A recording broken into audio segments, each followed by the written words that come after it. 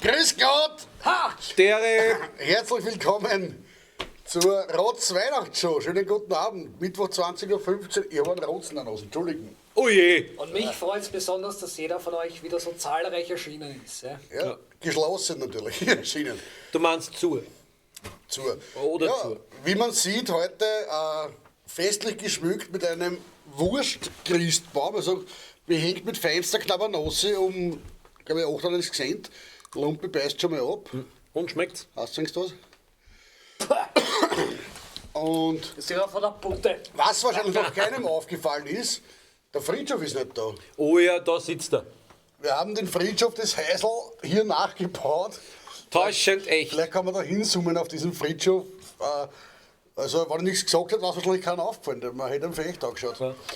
Also, Friedhof, wo immer du gerade bist, ich glaube, irgendwo zwischen Timbuktu und Sansibar, glaub ich, Ladyboy war der City, letzte. Ja. Sansibar, Strandbar. Schöne Grüße, du Arsch, wir hocken da und du bist weg. Aber keine Angst, Friedhof kommt wieder, zumindest hoffen wir es halt. Ja, das war, glaube ich, der Bereich Begrüßung. Wolltest du noch jemanden begrüßen? Alle. Hallo Mama. Deine Mutter.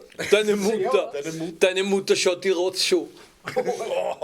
Deine Mama schaut raus, schon auf Jutta. Schlimmste, deine Mama. Ja, schön, dass ihr auch heute wieder alle mit dabei seid. Ihr seht vielleicht auch, dieser Baum ist, also dieser ganze Gabentisch ist wirklich geschmückt. Da haut sie den Beil auf Zeit. Feierlich, feierlich. Feinster Rotwein, der wird da schon einen roten aufmachen. Zur Feier des Tages, zu Weihnachten trinkt man gleich Rotwein und nicht nur deppert Bier. Mit Schraubverschluss sogar. Klar und ohne Glasl. Ohne Gas, es geht schon so.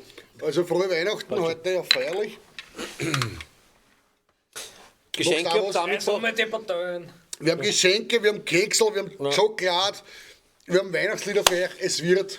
Geh her und Das sie ist, ja, bitte. das ist ja was Gutes und das nimmst du mit zu uns. Ja, da steht Rosalia, ich bin verschaut. Ich Es sind nur die Etiketten. habe schon Rosette, da muss Ah, ich ich. verstehe. Getun Sie bitte auf den Weihnachten. Ja, Sie sehen auch heute wieder feierlich und würdig, das ist würdig und schlecht. Prost. Ja, Neues aus dem Rotzversum. Naja, was soll man sagen? Das Rotzfest 2019 ist absolviert. History. Geschichte. Wir History. haben es euch prophezeit, es war wieder voll die Hütte. Ich glaube, wir haben genau noch 3 Karten übrig gehabt am Schluss an der Abendkasse und das Ja, weil die war's. Mama ist nicht gekommen. Naja, das ist nicht für dich. Ja. Magst du mal rekapitulieren über das Rotzfest? Ich hab nur die ersten, glaube ich, 20 Minuten mitgekriegt. Es war dann später so, dass ich weiß nicht warum, also wahrscheinlich ein kleiner Gedächtnisausfall oder so. Ich weiß es nicht, aber ich kann mich an nichts mehr. Oder wie die Politiker immer so gern sagen vor Gericht, es ist mir nicht erinnerlich. Super. Botzenbericht hast Also du ich war dort, aber aber auch nicht. nur körperlich nicht. Ja, also meine einzige Impression davon ist, dass ich mein Level suche. Ja? Also irgendwo in der Arena gibt es ein verschwitztes, schwarzes Level von mir. Ja? Wahrscheinlich biegt es nur immer irgendwo bei der Bühne, neben der Bühne, unter der Bühne. Das heißt, sämtliche Bands, die nach uns gespielt haben, ich will mich aufrichtigst nicht entschuldigen, weil Pech gehabt. Ja? Wenn das die Leute Es nicht hat noch uns. Was spielt's mit uns? Also, du Seid machst selber am schuld. nächsten Tag. Ja, in den nächsten Wochen und alles. Ja? Okay. Ja, ich möchte natürlich auch nochmal ein großes Vergelt's Gott und Dankeschön hinausbrüllen und hinausrülpsen an Chris Zitter und natürlich auch an die Analphabeten. Übrigens, Analphabeten, schönen Gruß, ich habe heute gelesen, bei euch hat es so angenehme 20 Grad. Also, wie kann man sich Weihnachten in Tirol sonst vorstellen als so 20 Grad? Herrlich. Was ich mich immer gefragt habe, Was? wie kann man sich Analphabeten? Dieses Thema diskutieren wir bei der nächsten Show. Okay. Ja, nein, also natürlich größer Dank an euch alle, die ihr dabei wart. Es war wieder mal ein geniales Rotzfest. Wir haben gerockt, ihr habt's gerockt. Die Jungs von der Arena, speziell der Benny, vielen Dank. Wir waren wieder super betreut von euch. Vielen Dank, war wirklich lässig und wunderbar. Ich glaube, ich bin daheim. Ja? Ich hatte meinen Spaß und ich glaube, wir kehren wieder. Also Rotzfest 2020, here we come, Alter. Ja, soweit so lustig. Ist ja nicht was zum Sagen zum Rotzfest. Na, was gibt's sonst so Du wirkst Neues? so weinerlich heute. Weinerlich. Weihnachtlich, Entschuldigung, weihnachtlich. Eben, habe ich mir schon gedacht, beides eigentlich. Ne? Jo, na, sonst gibt es auch nichts Neues. Der Schlagzeuger ist davor gefahren, bezahlt Prostituierte in anderen Ländern. Jacqueline ist recht traurig, ich glaube, die warnt am allermeisten, weil er nicht da ist. Ich glaube, er exportiert Aber ja, er exportiert jetzt seine Gene. Wow. Ja, also mittlerweile gibt es eine Gewerkschaft von thailändischen Ladyboys, die was schon Petitionen schreiben, damit er nicht mehr einreisen darf in das Land. Ne? Ja. Was ich so gehört habe. Die führen den Arbeitsschutz wegen ihm erst ein.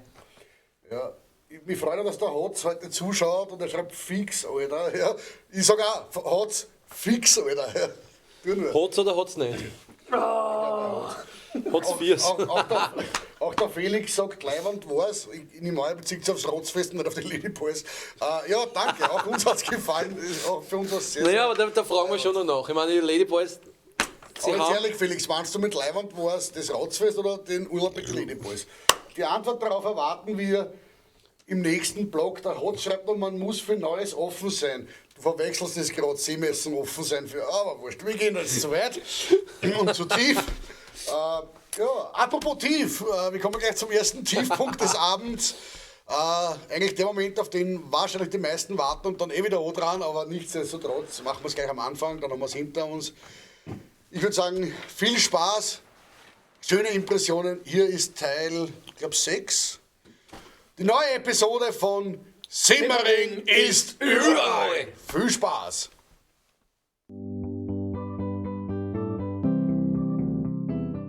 Diese scheiß Rotzpippen, denen zahl ich's heim. Nirgendwo gibt's mehr Bier zum Kaufen. Der Zebedeus, der Zwilling, der war nicht immer so ein Wahnsinniger wie heute.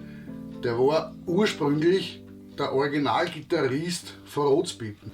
Na und jetzt ist er wieder da und er will Rache. Das war leicht. Gar nichts war, keine Ahnung, was da war.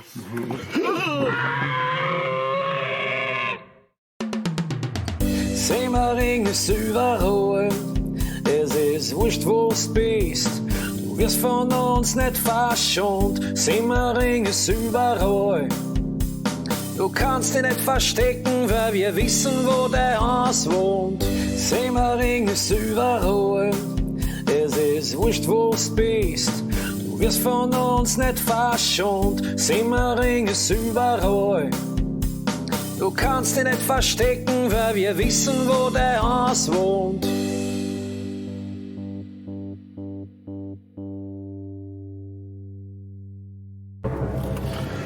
Oder? Da! Stopp! Stopp endlich!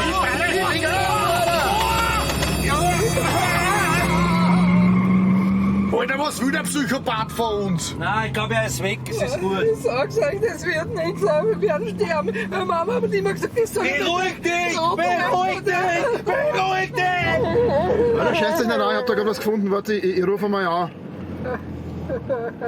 Hallo, hallo? Ja, servus. Habt ihr nur ein Bier? Was? Die haben noch Kisten. Jawohl! Alter, fett sofort. Da noch 4 links, rechts und dann geradeaus. Dort ist der Supermarkt. Da fahren wir jetzt hin. Bier, Bier, Bier, Bier, Bier, Bier! Bier, Bier, Bier! Oh Mann, ich hab Bier. Was? Es ist ein Heineken, haben sie gesagt. Na, der Mama ist schwach. Aber es ist im Angebot. Bier, Bier, Bier, Bier, Bier, Bier, Bier, billig Bier, Bier, Bier, Bier, Bier, Bier, Bier, Bier, Bier, Bier, Bier, Bier, Bier, Bier, Bier, im Angebot! So Burschen, da sind wir. Gibt's jetzt ein Bier? Ja, jetzt gibt's ein Bierlumpe.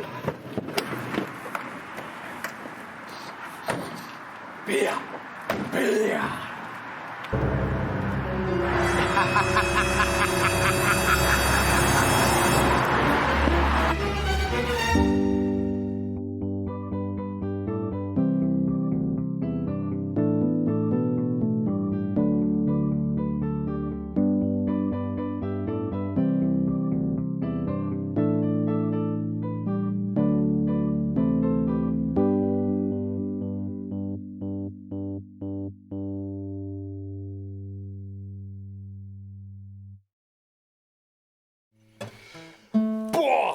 Alter, es wird immer dramatischer, glaube ich. Ich kann es nicht glauben, Ja. wenn ich es nicht mit eigenen Augen gesehen hätte. Was mich noch wundert, beim Konzert hat mir wer erzählt, der war da, dieser Zappeldos. CPDs. Ne? Ich hab da flüchtig jemanden auf der Bühne gesehen, aber ich hab das wieder verdrängt. Aber wie ich gerade brunzen war. Ja, natürlich, wann sonst. Ja. Ich mein- Nein, wirklich, da gehe ich einmal aufs Klo und dann passiert was. Ne? Ja. Das ist immer das Ja, Gleiche. was merkt man sich nächstes Mal auf der Bühne in die Hosen schiffen? Du Ja, mit das deiner nächste Mal Muschi-Blase. Ja, der Mickey Maus blasen, dass es ja gar nicht geht. Unglaublich. Ja, also freut euch auf Folge 7. Ich glaube, wir sollten sie dann bald mal drehen. Aber ja, also die Dramatik steigert sich bis zum Climax. Also der Großglocken ist ein Scheißring, so hoch ist der Climax. Ja, und ich würde sagen, es geht los mit Musik heute hier aus dem Zweierraum, weil ohne Schlagzeug und natürlich auch weihnachtlich.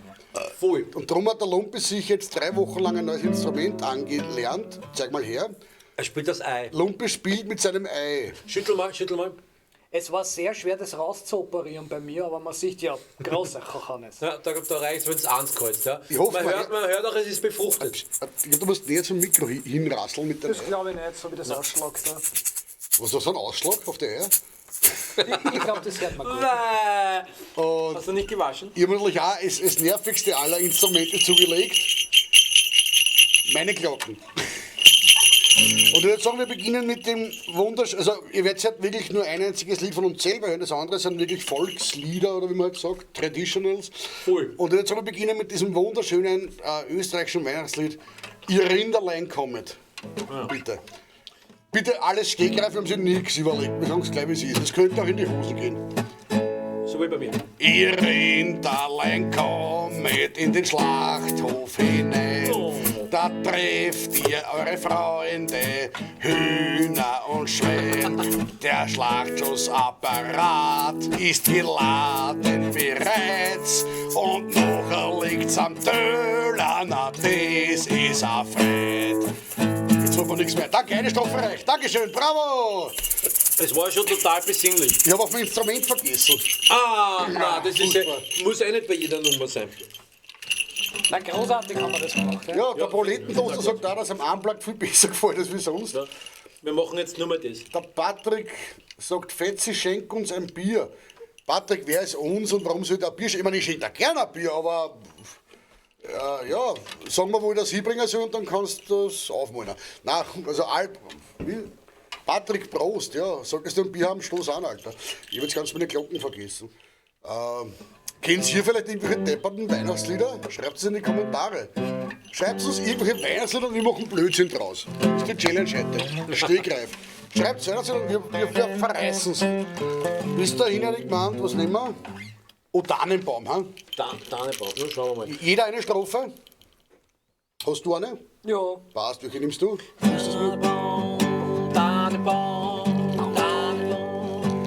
Ich sing keine. Gut, Ich weiß nichts. dann fange ich an. Oh Tannenbaum, wie geht beim Ohrsteh, hat nicht zusammen. Ich schieb sie hin, ich schieb sie her, die hat beim Arsch, sie wird nicht mehr. Oh Tannenbaum, wie geht die hat beim Arsch nicht zusammen. Lupe!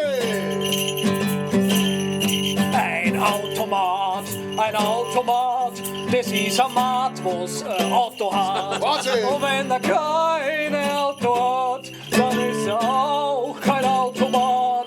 Ein Automat, das ist ein Mat, was Auto hat. Ich hab Wow. ein Stacheldraht, das ist ein Draht, was Stachel hat. Und wenn er keine Stachel hat, dann war er kein Stacheldraht. Ein Stacheldraht, das ist ein Draht, der Stachel hat. Yeah. Wahnsinn! Ein Tannenbaum. Na schön. Der ist so grün, man glaubt, das kann man nicht. Ja, Wahnsinn! Sensational. Ja, also, ihr dürft ruhig in die Kommentare applaudieren, also so diese Klatschehändchen machen. Wahnsinn! All diese Lieder kann man dann nächstes Jahr kaufen auf unserer Rotzpippen Christmas CD. Dann die E-Mail bitte an mich. Der Patrick schreibt, O Tannenbaum, wie hart sind meine Eier. Das wissen wir nicht, Patrick. Und der Proletentoaster meint, jetzt komme ich sogar in Stimmung. Was, wegen die Eier vom Patrick oder wegen den Lied? Oder wegen meiner Ei. Ich meine, ich frag nur für einen Freund, sag ich immer. Patricks Eier sind so hart. Lieber wären sie mir zart. Jetzt musst du wieder. So hart wie Wurstsalat. Eier hart wie Kruppstahl. Ja, also heute speziell für die Weihnachtsschule das Niveau. Wir haben es geschafft, nochmal es runterzudrücken. Auch der Friedhof geniert sich schon. Ja, es ist nicht einmal, schau mal, das Flatline. Ja, der Flatline, ja. Das Friedhof ist wieder mal zu.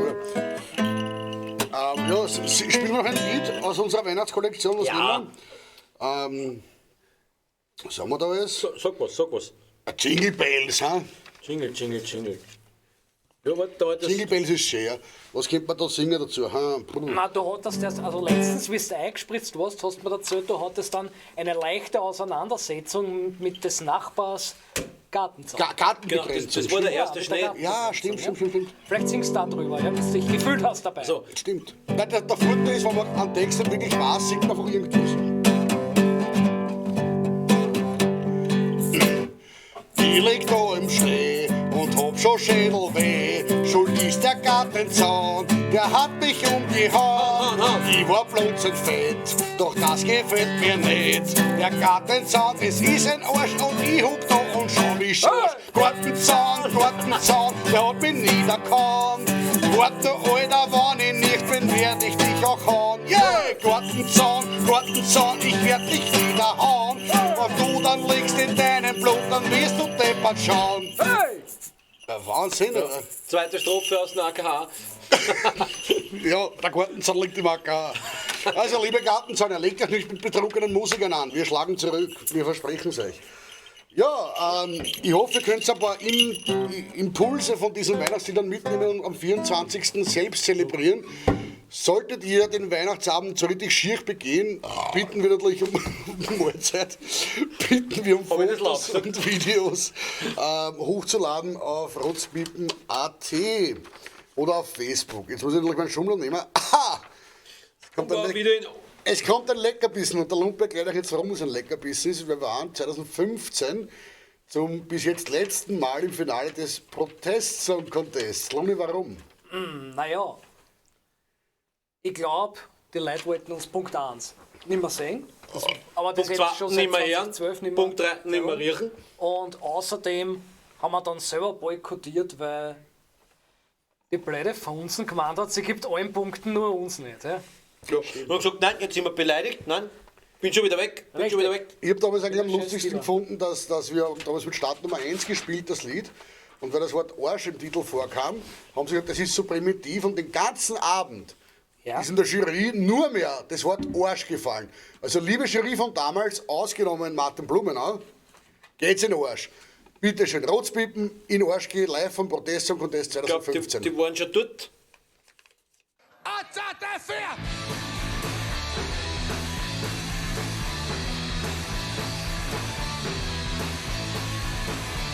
Die Politiker, was uns bescheißen, die Kritiker, was uns verreißen, die Leute, die nichts verstehen, gehen dann alle in den Arsch gehen. Die Rechten und die Linken Wappler und dazwischen alle unsere Partler. Die glauben, die können auf uns zählen, gehen dann alle in den Arsch gehen. Bitte Arsch gehen, uns in den Arsch gehen. Lass uns in Ruhe mit euch an Scheiß.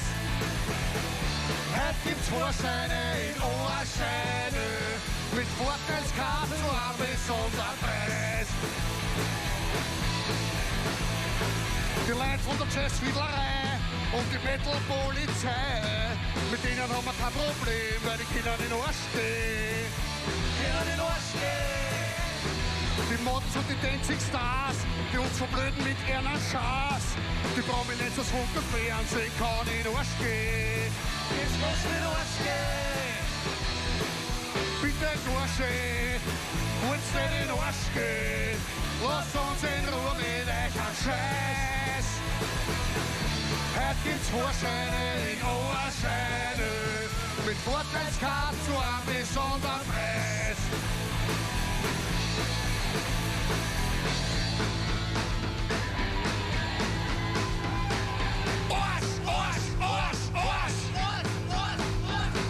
Der Otto und die Radlfahrer können in den Arsch gehen.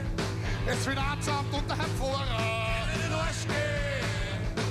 Alle, was uns bekehren wollen, können in den Arsch gehen. Und alle, was uns belehren wollen, können in den Arsch gehen. Geht's in den Arsch!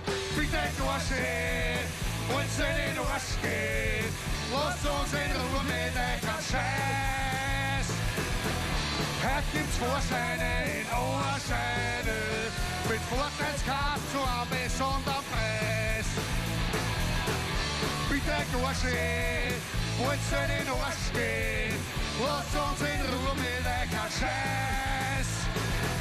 Ihr könnt in den Arsch gehen, Schritt für Schritt und wir gehen mit.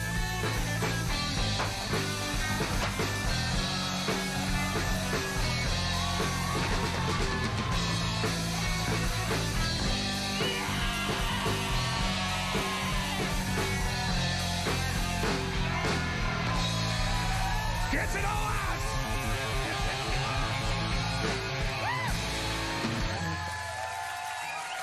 Dankeschön.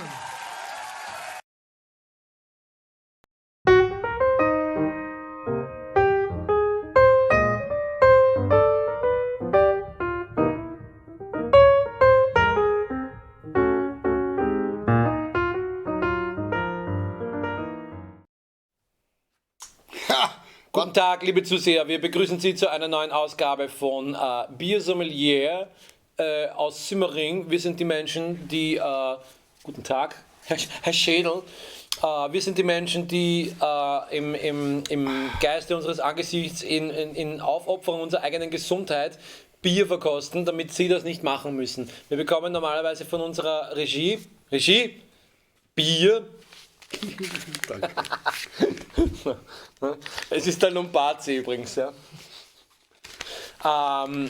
Wo wir nicht wissen, was drinnen ist und wir sollen das dann trinken, verkosten quasi, Also saufen. Irgendein französisches Wort, was passt, stellt euch vor und ich fange an. Also ich muss auch dazu sagen, wir haben jetzt die 6. Episode und bis jetzt haben wir eine Ausbeute von 0:5. Ja. Im Prozent 0,0. Das ist geil, wir haben glaube ich, fünfmal immer gesagt, wir sagen jetzt Cambrinos und es war dann nie Cambrinos und wie es dann einmal ja alkoholfreies war, was war das? Ein 0 Josef? Klausthaler, wurscht. Das ist also, wenn es wieder was alkoholfreies ist, dann speibe ich euch vor die Viers. Das sage ich auch gleich. Prost. Prost. Aufs. Zum Wohl.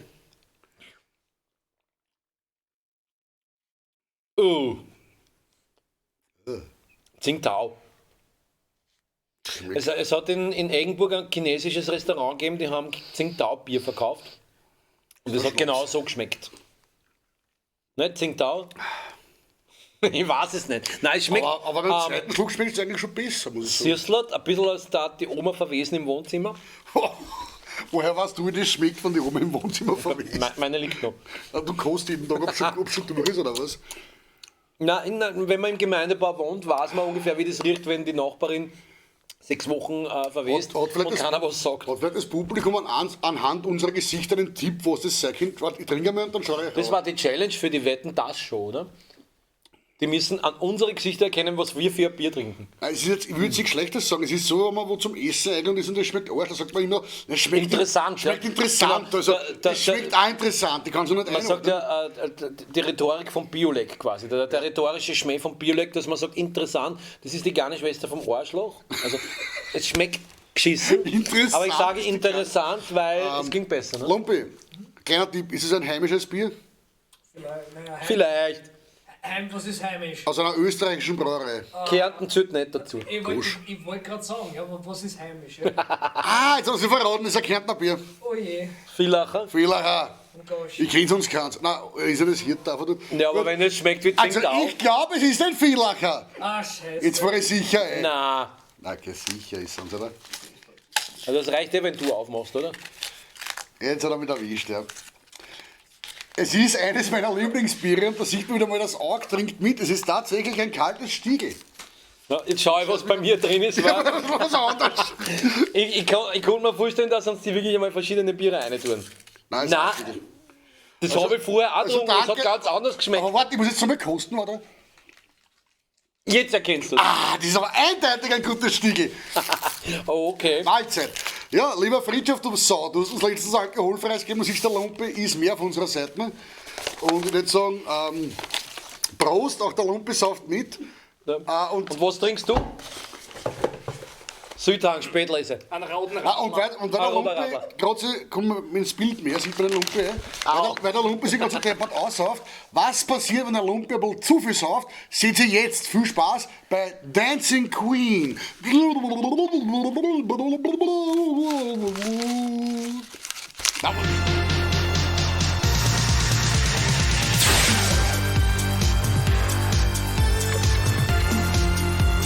Grüß euch, liebe Rotzpiepen-Fans, und welcome back to Lombardi Präsenz Dancing Queen.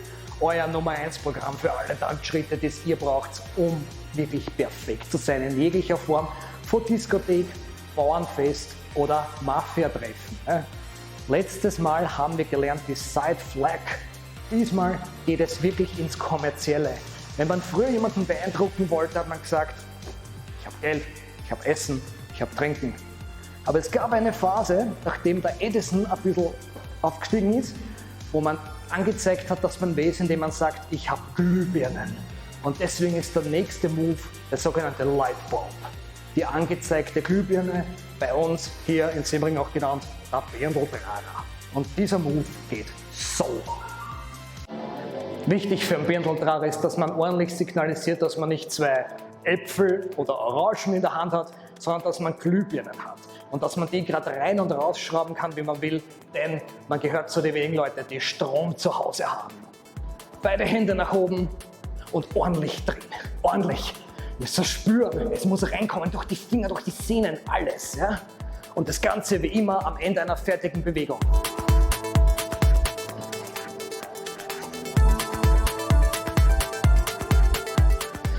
Und wieder reindrehen. Oh ja, das ist Lightbulb. So viele Herzen sind schon geschmolzen bei Lightbulb über den Birndl-Drager. Ganz wichtig, aus. Oh, ich habe sie in der Hand, ich überkreuze sie sogar und wieder hinein. Bisschen komplexer als die vorherigen Moves, aber wie das bei euch aussieht, das sehen wir jetzt. Probieren wir es heute. Okay, komm, es geht schon mal. Birndl dran. Und dann schön integrieren in die Moves. Ja. Nein, nicht links, es ist. So ist jetzt so ist etwas außen. So. Und dann drehen und runter. Und dasselbe machst du gleichzeitig mit der anderen Hand. Ja. Aber da ist nichts, du brauchst nicht hinschauen. Ja. Du musst Fokus auf die Tanzfläche. Ja. Gut. Ich glaube, das geht noch mit Musik gescheit. Ja. So. Karli, du probierst nicht auf Fang das Licht, ja, sondern du sollst das Licht nimmst und jetzt drehst, ja. So wie mein Sheldons genau dran jetzt, ja. So. Und dann schön nach unten, drehst raus und dann drehst wieder eine, ja. Und jetzt integrierst in die Moves, die wir alle gelernt haben. Pumpe und ja, ich habe vorige Woche schon mit deinen Eltern telefoniert, Karli. Du musst da nicht bleiben beim Tanzkurs, ja. Es bemüht sich schon wieder keiner, ja? Alter, ich rede mit dem Pfarrer, ja? Der muss sich den mal hernehmen, die Gesichter.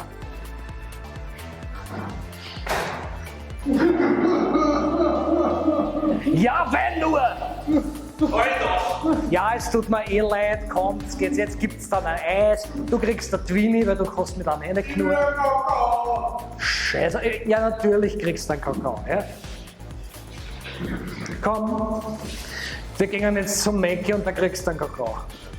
Ja, und das war's auch wieder mal mit dieser Folge von Lombardi Presents Dancing Queen.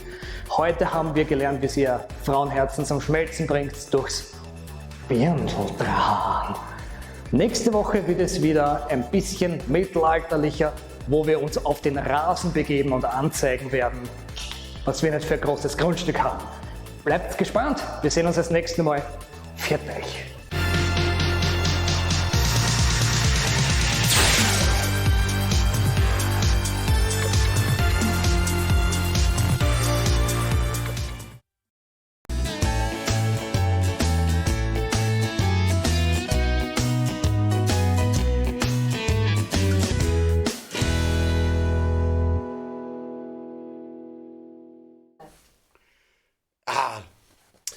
Das war wieder mal schön. Also ich finde, wir haben gelernt, wie man seinen Körper bewegt. Ich bin auch sehr glücklich, dass wir das gemacht haben. Es war für uns eine Erfahrung. Ich bin auch froh, dass wir jetzt hier bei unserer Band-Weihnachtsfeier alle dabei haben und über diese Dinge rekapitulieren können, die wir hier erlebt haben, gemeinsam unter dem Baum. Man sieht, wurde jetzt auch schon feierlich. Der Baum angezündet. Der Baum angezündet, der Proberaum brennt als nächstes. Erst der Baum, dann der Raum. Es war zur Zeit, Zacharias, dass du vielleicht einmal abbeißt von dem schönen Christbaum. Ja. Na, ich habe mir gedacht, dass so ein Würstel war jetzt gar nicht so schlecht, weil ich habe nichts gegessen seit dem Mittag. Oh, dann hau rein. Da fällt schon die Hälfte.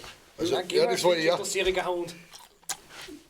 Du hast jetzt abroden. Hast du Marshmallows auch dabei? Nein, es reicht, wenn du dich aber noch anziehst. Du Ferkel, du. Ja, das schmeckt sicher für den Arsch. Wir brennen in dem. Das ist Ja, viel Fett. mit Feier. Mit Feier. Das ist so klar. Über Aufgabe zum Ich Rauchen. möchte noch eine kleine, passend zu Weihnachten, eine kleine Weihnachtsanekdote erzählen. Das ist Damals in Bethlehem. eine richtige Hammer-Anekdote, und zwar: Papa, schau, der Baum brennt. Nein, Burle, das heißt, er leuchtet. Ja, schau, der Vorhang leuchtet auch schon. Da. Das war jetzt eine Hammer-Anekdote, weil das war auch der Hammer gewesen, wenn ich diese Anekdote nicht erzählt hätte. So, Da haben wir alle geglaubt. Veranstaltungstipps. Zacharias, du beginnst. Noch viel weiß ich nicht. Also am 29. Dezember im B72 spielen unsere Faultierfreunde von Almeslauf wieder mal. Weil sie einfach, die können nicht aufhören. Die gehen irgendwo hin, spielen einfach. Ne? Und da wird es immer lustig, wird es immer leibend, spielen Musik, gehe ich auch hin. Schau mal an. Lump. Wir haben einen super Veranstaltungstipp, wer noch nichts vorhat.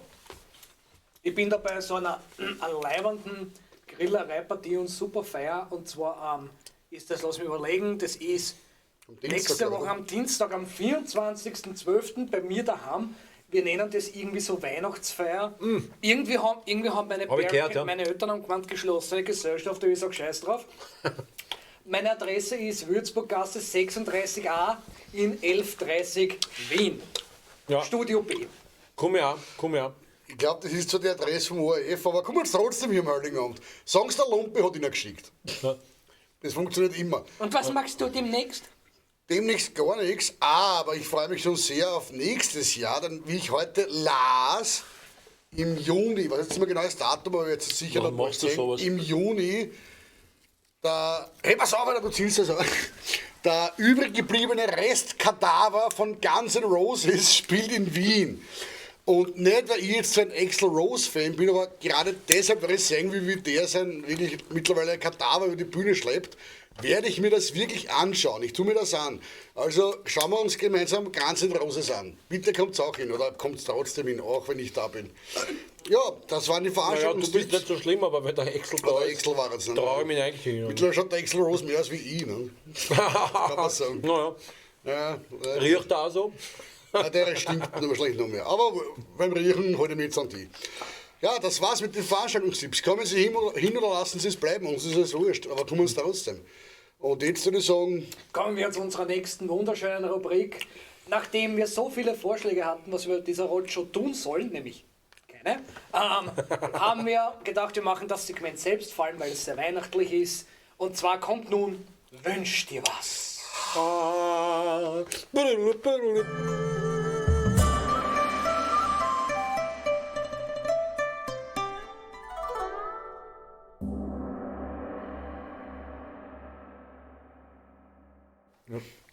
ja, wünschte was heute in der Weihnachtsedition. Das heißt, wir haben uns selber was gewünscht und wir haben uns gegenseitig, wie man in Deutschland sagt, bewichtelt. In Österreich würde man sagen, Engelbengel. Ich möchte kurz anmerken, lieber Flo Spitze, Prost auch dir. Ja, du hast geschrieben, schon. Prost Burschen, also lass das schmecken, egal was du gerade in deine Kugel hineinschütten Flo tust. Spitze? Flo Spitze, ja. Ah. Finde ich, ist ein schöner Name, Flo Spitze. Ja. Okay, also Engelbengel, ich würde sagen, ich bin jetzt einmal so frech und beginne gleich. Ich habe gezogen den Lombarzi, den ich beschenken möchte. Nein! Und Überraschung! Ich würde sagen, Lombarzi, deines ist das schöne blaue Backerl mit den Sternen. Ich hoffe, du hast das noch nicht und du hast viel Freude damit und vielleicht, dass du das dann auch in die Kamera zeigen kannst, was es ist. Ich habe mir viel Mühe gegeben beim Verpacken. Ich glaube, es ist ein Vibrator. Vielleicht, dass du halt herzagst, was es ist und erklärst, ob sie gefreist oder ob sie sehr gefreist. Nicht gefreien, gilt nicht. Ich hab's Du kannst die Brille aufnehmen, damit man deine Regungen sieht. das sieht man sich aber anders da. Ja, ich glaube auch. Ja, ich Ah, glaube, ist das so ein Flashlight oder was? es gut. Ein großes, ja. Naja, für Flashlight. sein Pipe. Oh, Ich habe extra für dich Ja. diese Sorte ausgewählt. Also es ist das beste Hundefutter, das man beim Hofer kaufen kann, haben sie mir gesagt. Und ich hoffe, dass der Freude damit lohnt, bevor Weihnachten, gell? Aber Ich bin gerührt. was denn nicht alles auf einmal zusammen ist, gell? oh, Also oh. echte Freude sieht Das man geht hier. runter wie Öl. Gell? Oder Hundefutter. Also es ist echt arg. Ah, jetzt habe ich eine Nacht mal. Ich freue mich. Ich hab Ja, gedacht, ich muss muss teuer sein, es muss bis nächste Weihnachten reichen. Okay. Du kannst das ja über die Kerzen aufwärmen. Ich hatte das unbeschreibliche Glück, gell? Weil ich bin noch so gerührt, warte kurz. Und geschüttelt bis da. Ja, geschüttelter bin ich. Ich durfte den Zacharias ziehen. Ja? Nein! Und ich habe, Nein! Nein! ich habe keine Aber was du Mühe, wärst. Ja, absolut keine Mühe aufgebracht. Und dann hat es mir der Zufall gebracht. Ja? Eine Entdeckung des Lebens und das ist nur für dich. Ja? Das ist ein Original Harry Potter Zauberstab, oder? Den wünsche ich mir schon seit ich 8 bin, ja? Bagas! Jetzt pack mal So, aus. die Backel. Wart. Jetzt nehmt aber einen Schluck. Das ist zerbrechlich. Ah, es müsste sein. Warum hast du mir kein Schere mitgeben? Der ist da drin wahrscheinlich. Ah, okay. Na, Arsch. Was ist denn das? Das ist ja kein Papier, das ist ein Plastik. Du, die Greta warnt wegen dir. Who the fuck? Ja, die Grill und Ich so. kann, Achso. Halt auf, ich krieg's.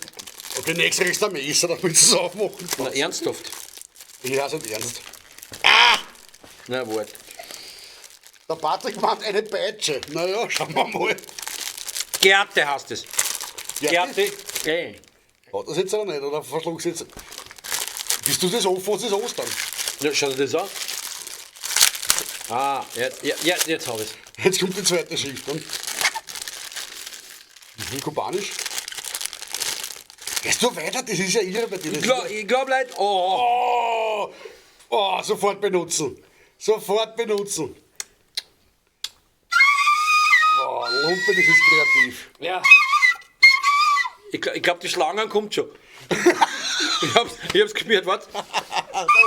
Der Regenwurm dreht sich schon, ja. Oh! Wunderbar. Das hast deine Kinder gefladert, oder was? Ich habe keine Kinder. Ja, frisst du Also man sieht deutlich, dass sie benutzt ist. Zahnabdrücke von 6-Jährigen, glaube ich, drauf. Das sind meine, ich habe sie ausprobiert. Mütze. Also das hat Nur kurz ans Publikum, falls ihr schon mal so ein richtig geschissenes Weihnachtsgeschenk gekriegt habt, schreibt es bitte in den Chat hinein. Wir würden gerne wissen, welches so richtig geschissene, unnötige Weihnachtsgeschenk habt ihr schon mal zu Weihnachten bekommen. Ihr müsst nicht einmal dazu schreiben, von wem, damit niemand irgendwie da aufgemacht wird, sondern schreibt nur, ich habe mal das oder das wirklich geschissene Geschenk gekriegt. Ja, aber mehr freut mit dem Papier, muss ich sagen. Da sind Rennstiere drauf. Rennstiere. Und man kann es umdrehen. Beidseitig. Wahnsinn. Also machen wir einen Tanga draus. Ja, aber ich habe noch immer nichts gekriegt, jetzt sind ich, wir haben ein Geschenk haben! Natürlich, jetzt ist die Überraschung ganz groß. Wer wird wohl der Letzte sein, der beschenkt wird von mir? Und zwar, ich habe ein Backel gekauft für meine liebe Band-Ehefrau. Oder wie ich jetzt sagen würde, was hat 2 Daumen und wenig Erwartungen darin? Dieser Typ hier. Ja, Er hat sich viel Mühe gegeben. es ist klein und handlich. Ich hoffe, du hast keinen Schatz reinlassen oder sowas. Oder? Ja, der war jetzt aber eh schon verflogen. So, na, schauen wir mal. Aber ich nehme an, du bist immer sehr kreativ bei der Schenkung.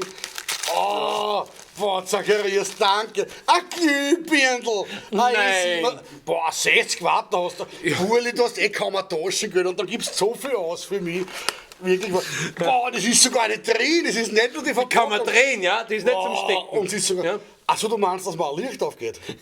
Also der Zacharias Genau. schenkt Du kannst nur das gleich praktische ausprobieren. Du kannst das gleich ausprobieren. Ja, warte, ich hau das am Schädel. Ja, ein Wahnsinn. Ich bin urneidisch. Magst du tauschen? Sondern Nein, ich will mir Glück Naja. haben. Hallo. Also ich tät tauschen. Wollen wir tauschen? Tausch mal. Nein, da bin ich aber jetzt traurig, was ich tauschen das. Ja, Lebkuchen. Dankeschön. Schenke mein Lebkuchen jetzt. Es war mal wieder eine wunderschöne Episode von Wünsch dir was. Warte, es gibt Antworten auf Aber depperte kann mir Geschenke. antworten. Oh, wir haben eine Auflösung. Irgendwer hat geschrieben, da hat's die Portion schreibt und was krieg ich? Na, ich hoffe einen Tripper, ne? Du bist nicht da, du kannst scheißen gehen. Hätte ich gesagt. Ebenfalls der Hotz, wenn man das ist, schreibt, er hat zu Weihnachten einmal gekriegt einen Nagelpilz. Ja, ist wirklich nichts Schönes.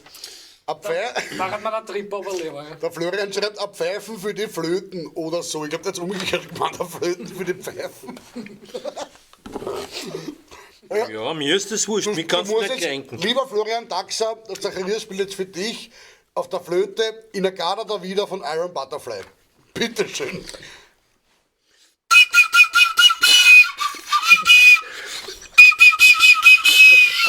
So, das war nur das Intro, damit es dich nicht zu sehr schockiert. Ja, schockiert. Mir hat es eh bald vom See. So, Danke, Sam. jetzt haben wir genug gesprochen mit vollem Munde. Man hat mir früher gesagt, ich soll bei Led Zeppelin einsteigen, gell? Mir war die Gastpfennig, sonst hätte ich das gemacht. War das nicht Nein, ich meine, die mit dem Sterbe, die haben auch so Flöten. Die wollten bei mir, dass ich einsteige mit meiner Blockflöten. Das heißt, du hast bei Led Zeppelin blasen. Also, ich glaube, wir sollten die Kerzen ausblasen. Die brennen ja schneller ab, als wenn irgendwas anderes. Das ist auch der Baum. Auf der Folie ist noch weiter unten, aber ich warte, bis der Baum brennt. Ja. Du bist der lebt ja noch. Nein, ich habe 2000 Bier zum Löschen, also.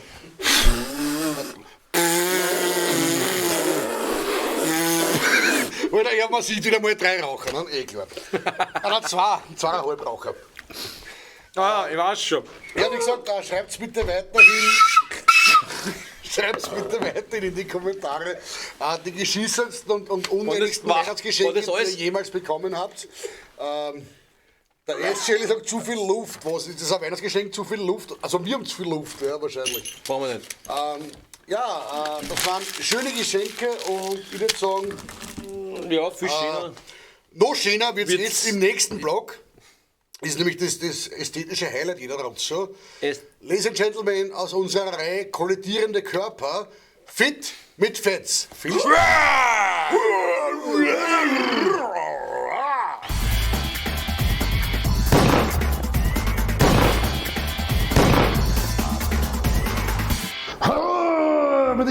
Ich bin's wieder, der Fetzenschädel. Herzlich willkommen bei Fit mit Fetz.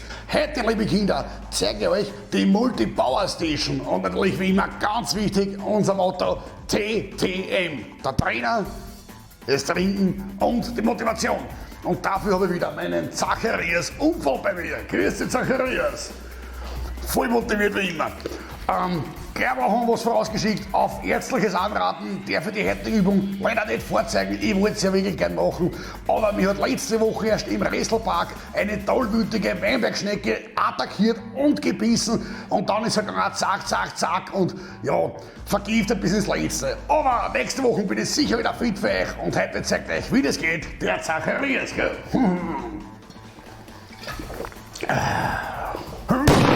So, wir sind jetzt auch schon da bei der Multipower Station und an dieser Multipower Station kann man ganz viele tolle Übungen machen. Da oben machen wir Trips, da oben machen wir Traps und unten machen wir Trip-Trap-Drops. Das ist nämlich ganz wichtig da vorne für die Bauchmuskulatur, besonders für den Solaris Complexus. Gell? Und der Zacharias zeigt euch jetzt ein paar Übungen drauf. Jawohl.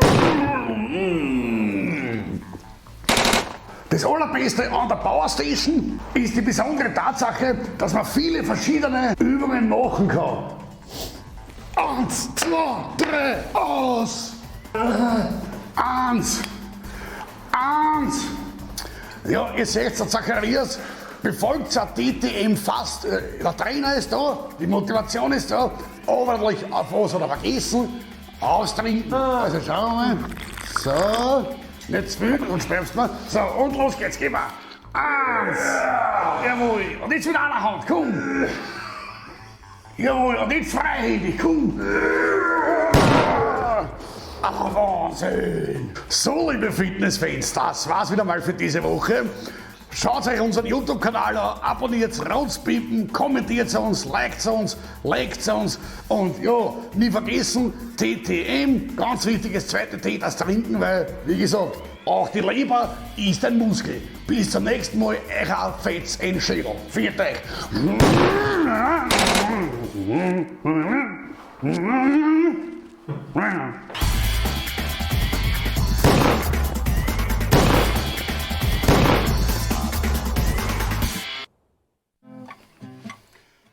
Ja.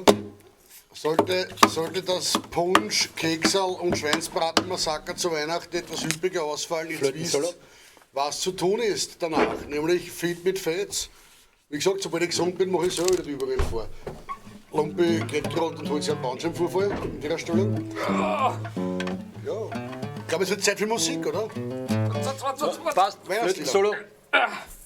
Mir ist aufgefallen in letzter Zeit, dass ein Weihnachtslied aus deutschen Landen bei uns immer mehr Fuß fasst, bei den Kindern vor allem. Und ja, dieses Lied wollen wir natürlich auch singen. Ne? Ich glaube, das heißt In der Weihnachtsbäckerei, oder? In der Weihnachtsbäckerei gibt's eine Messerstecherei. Wenn die Nase bricht und das Messer sticht, dann löscht sich dir das Augenlicht in der Weihnachtsbäckerei. In der Weihnachtsbäckerei.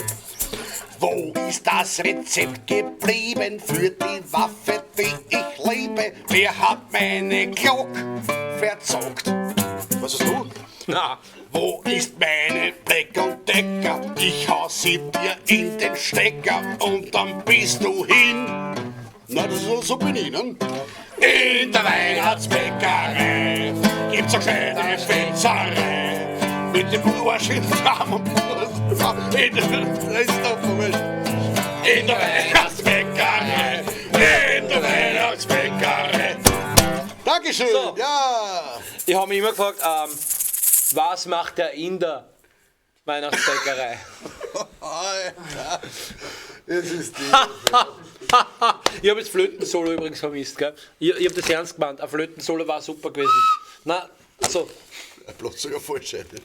Okay. Nein, also ich weiß schon, warum da die Mama das weggenommen hat. Ja?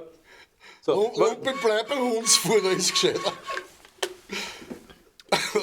Ja, ich hoffe, euch gefallen unsere Weihnachtshits, die wir heute spielen. Was haben wir gesagt, was sind wir denn noch schön? Wir haben da eine Liste. Schneeflöckchen. Schneeflöckchen. Was können wir da machen draus? Schneeflöckchen. Aber nein, ich will den Little Drummer Boy spielen. Hm? Vielleicht kann sich der eine oder andere noch erinnern, ich glaube 2013 war es oder 2014, da haben wir im Weihnachtskonzert in der Szene gespielt, wo unser Drummer, der Fridtjof, damals gesungen hat. Und ich glaube, der Text ist mir noch halbwegs in Erinnerung. Also lieber Fridtjof, wo immer du bist, an einem besseren Ort als hier. Nur für dich, der Little Drummer Boy, Anno 2013. Bitte.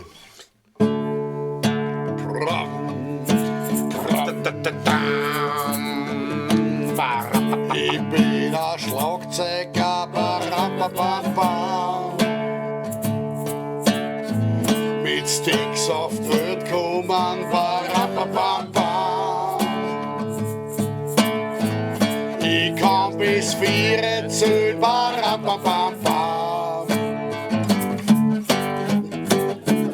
ich kann's nicht 4 stehen,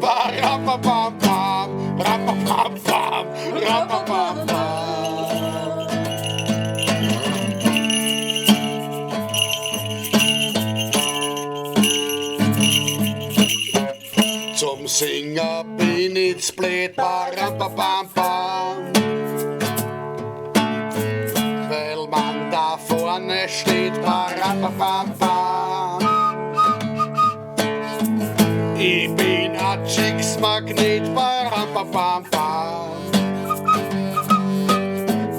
er mir immer steht, so wie ein Baum.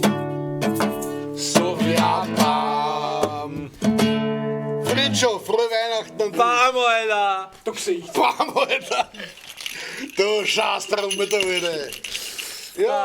Wo ist er gerade? Sansibar gibt's auch Ladyboys? Wo gibt's denn keine Ladyboys, außer in Wien? Der Florian meint, es ist verdächtig, wie oft der Lumpe auf der Flöte blasen möchte. Was ist da verdächtig drauf? Ihr wisst doch alle, dass der Lumpe gern bläst. Ich meine, hallo, wo sind wir denn? Ja. Aber eh nur in Cis.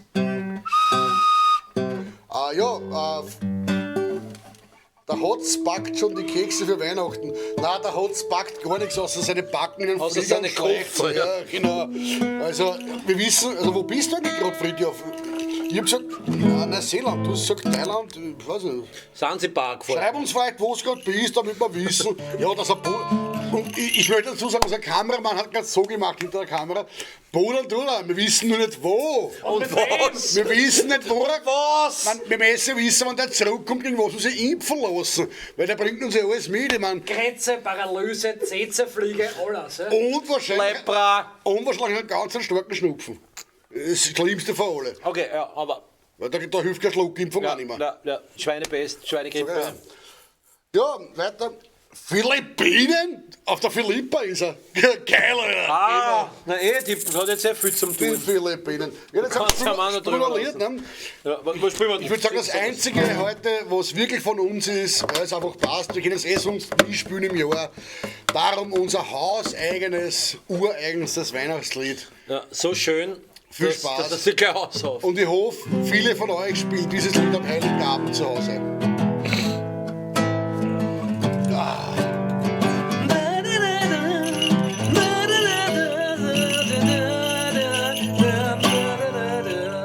Jedes Jahr zur Weihnachtszeit, der gleiche Tamtam.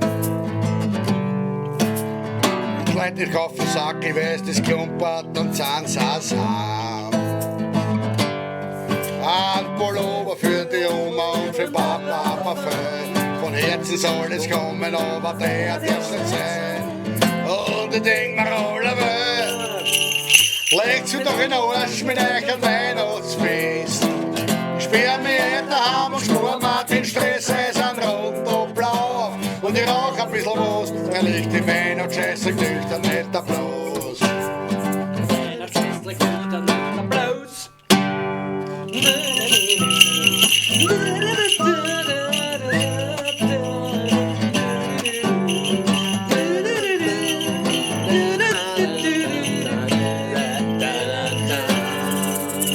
Im Einkaufszentrum sitzt ein kleiner Typ mit einem weißen Bart. Und mit einem heißen Arsch. Die Geschrauben droht mehr mit der, aber er bleibt hart. Er verdient sich halt ein bisschen was dazu. Zum Verboten bei einer Simmeringer Hure. Und ich denk mir nur, legt sie doch in den Arsch mit euch am Weihnachtsfest. Ich sperr mich heute daheim und spar mir den Stress, weil es sind rot und blau. Und ich rauch ein bisschen was, weil ich die Weihnachtsscheiße nüchtern nicht Applaus. Weil ich die Weihnachtsscheiße nüchtern nicht Applaus. Solo!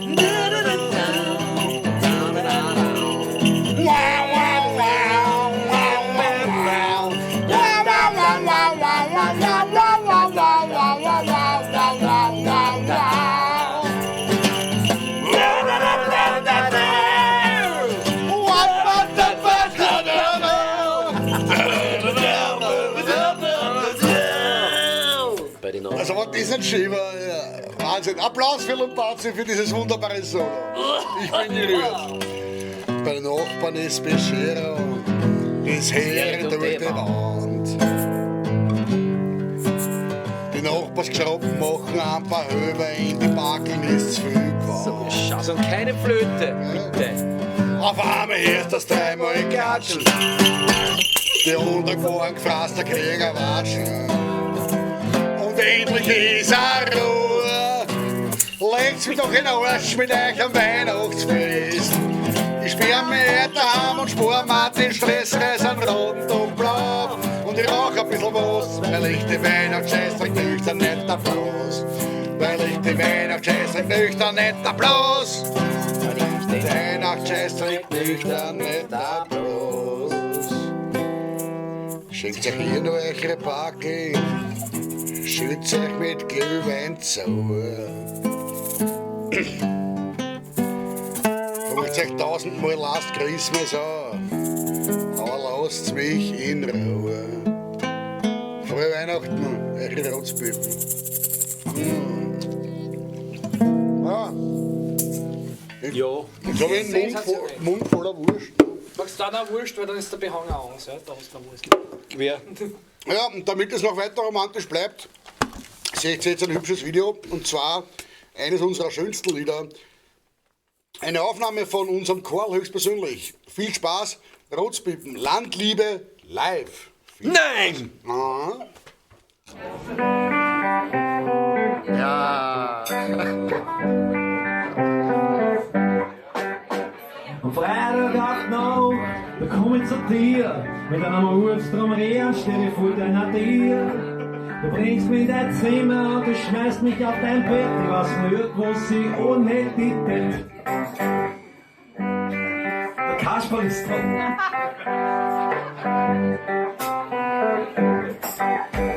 Manchmal macht man's in der Sturm und am Herrgottswinkel drum, weil's einen Spaß macht und Bewegung ist gesund, sagt der Volksmund. Aber nicht einmal ganz ausgesehen, weil ich weiß, dass das mag, wenn ich beim Bruder die Vollstiefel trug.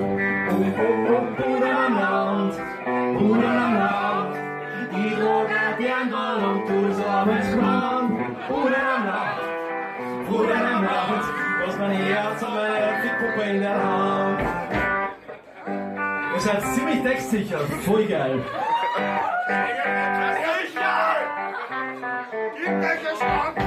Uns wird beim Bruder nie fahren, uns fällt immer was ein. Wir stehen heute auf Schweinereien. Aber gehen wir in den Stall, weil wir neugierig sind. Und du schlierst mir die Milchmaschine an. Bruder am Land, Bruder am Land, ich trage dir noch und du sollst fahren. Bruder am Land, Bruder am Land, du hast mein Herz und meine Beine in der Hand. Ich will nicht wissen was, aber ganz fest. Ja, ist schon fest. Wie damals, wenn wir uns kennengelernt haben, ganz in der Nähe, in Stad. Bevor es in Stein hell wird, muss ich wieder nach Hause. Auch ein Wärter, der braucht mal eine Pause. Mein Mercedes steht am See, weil mit Ohr keiner sehen. Meine Arbeitskollegen daten das nie verstehen, weil sie mir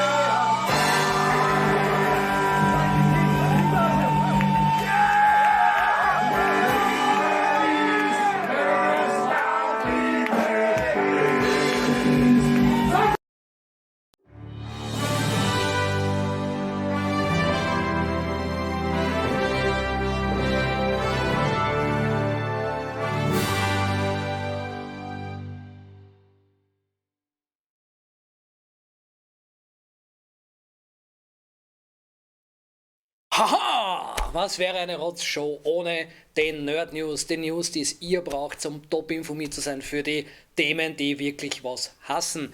I'm yours truly, Lombardi, the fucker Bondos extraordinaire und wie immer mein Co-Kommentator Fridtjof Hotzenplotz. Danke, Fridtjof, ja, dass du auch hier wieder dabei bist. Wie geht's dir eigentlich so irgendwie auf die Philippinen? Mir geht's super! Ja, okay, na, mir ja auch. Lass uns über was reden. Findest du das cool? Ja, ich finde das super. Was wir heute vorbereitet haben, also ich bin ja seit einem Monat bin ich der stolze Besitzer einer sogenannten Oculus Quest. Das ist eine sogenannte Virtual Reality Brille, auf gut Deutsch, das ist ein Handy in einer Gesichtsmaske einbaut und das haust da vors Auge und das ist alles in 3D und du glaubst, das kommt auf dich zu. Das ist recht schön, ne? Es animiert mich, dass ich mich einmal bewege, ist einmal was anderes, weil sonst gehen wir dumm wie ein stinkertes Gesicht oder liegen wir dumm. Ja. Und wie das Ding ausschaut, das Besondere daran ist, dass es halt komplett kabellos ist und in sich selbst funktioniert. Bis dato waren Virtual Reality Brillen immer so, dass man einen starken Gaming-PC braucht. Ja, so wie meiner zu Hause. Genau, Fridtjof, wie deiner daheim. Super Gaming-PC, ja. Yes! Und das Schöne an dem ist halt, es ist self-contained, man braucht nichts anderes dazu. Kein PC, keine Lichtsäulen für irgendwas, hat wunderschönes Inside-Out-Tracking mit 4 Kameras einbaut. Ja? Und was das alles so kann, schauen wir uns jetzt kurz in einen kleinen Trailer an. Ja? Das ist schon eine spannende Geschichte, sowas. Ja? Man ist da komplett ungebunden mit dem Kabel, man hat das da in seinem WLAN drin, fuchtelt und dumm. Unter anderem haben wir da gerade das Spiel mit diesen Blöcken gesehen, Beat Saber hast du das, da glaubt bist der Jedi. Ja? Weil du hast zwar Lichtschwerter, musst die Blöcke im Rhythmus zur Musik halt schlagen. Ja? War er der Kandidat für so Rotzshow-Sachen, sollte irgendwann einmal quasi Dancing Queen nicht mehr sein. Ja? Dann Lumpi hüpft zu komischer Musik und macht das. Ja? Aber schauen wir mal. Ja? Ich weiß nicht, war das auch was für die, meinst du? Ja, ich weiß ja, die leben lieber in der echten Welt, weißt du? Ja, das verstehe ich vollkommen. Ja? Ach, man schau dir das an, wenn du mal dumm fuchtelst mit dem Arm, schaut aus, als hättest du nur wichsen und alles. Ja, da hast du schon recht, aber da darfst du halt kein Shaming betreiben unter der, das muss man schon ein bisschen respektieren. Ja, finde ich auch. So, naja, ich meine, es ist halt schon eine nette Geschichte und mal gucken. Ja. Was aber viel wichtiger ist, ja, für die ganzen Nerds jetzt draußen, es ist jetzt natürlich Rise of Skywalker heraus im Kino, wunderbar. Ich habe mir schon voll nicht angeschaut, ja, weil es mir eigentlich ziemlich blunzen ist. Ja. Und deswegen werden wir mal schauen, wie es da weitergeht. Was mich noch stören wird, ist, dass ich mir dann nicht einmal die guten Star Wars Filme in Zukunft anschauen werde können, weil das wahrscheinlich alles auf Disney Plus wandert und die ganzen Verträge mit Netflix oder Amazon Prime auslaufen werden. Die Arschlöcher, ja. Aber Disney Plus, sie checken nur für The Mandalorian, was wirklich eine gute Serie scheint zu sein. Weiß ich nicht. Hast du noch irgendeine Idee, was wir tun können? Ah, oh, shit. Entschuldigung, gell. Nein, ich glaube, wir halten die Nerd News ein bisschen kürzer, ja, und bis zum nächsten Mal sagen wir euch Servus! Musst ja nicht weglaufen gleich oder so, ja. Wir machen weiter mit Nachrichten, die wirklich was bringen. Viel Spaß jetzt mit dem Chilpflash, ja. Mua.